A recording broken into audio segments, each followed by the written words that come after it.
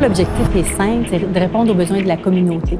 Lors de nos consultations, les résidents, les citoyens nous ont exprimé clairement qu'ils voulaient que le territoire s'embellisse et que leur qualité de vie s'améliore. Les éléments qui étaient le plus souvent nommés, c'était le verdissement, la biodiversité, l'ajout de places publiques, de places de rassemblement, l'aspect événementiel, culturel aussi. On s'est rendu compte que le tournesol, en fait, c'était parfait parce que c'est une plante qui pousse facilement, qui a besoin de peu d'eau. Et en plus, elle mange à peu près toutes les herbes ou les mauvaises herbes, donc elle a besoin de peu d'entretien. Puis elle atteint facilement 7 à 8 pieds d'auteur. On aimerait ça que chaque champ ait une signalétique qui encourage à découvrir les autres champs. On a pensé à un mobilier qui pourrait accompagner ça.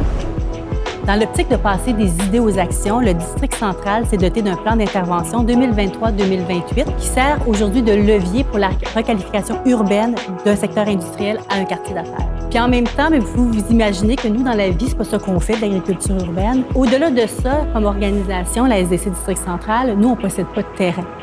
Donc, il fallait vraiment arriver à faire un arrimage assez incroyable entre plusieurs partenaires pour que ce projet-là voie le jour aussi rapidement. On nous a donné le défi de faire fleurir 10 000 plants de tournesol. Le tournesol, c'est une plante assez emblématique. C'est une plante qui se ressème aussi, c'est-à-dire là, toutes les semences qui pourront être récoltées pourront être replantées. Puis c'était ça l'idée aussi de polliniser le secteur.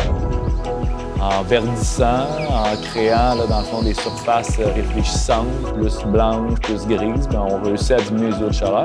L'agriculture étant une des nombreuses manières pour diminuer les eaux de chaleur.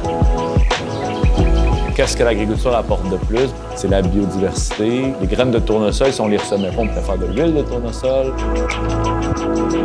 On est vraiment allé étape par étape. On a fait toute l'étude de faisabilité en quelques semaines avec les différents collaborateurs. Dès le début du mois de mai, on s'est mis au travail puis on a créé l'infrastructure pour recevoir les tournesols.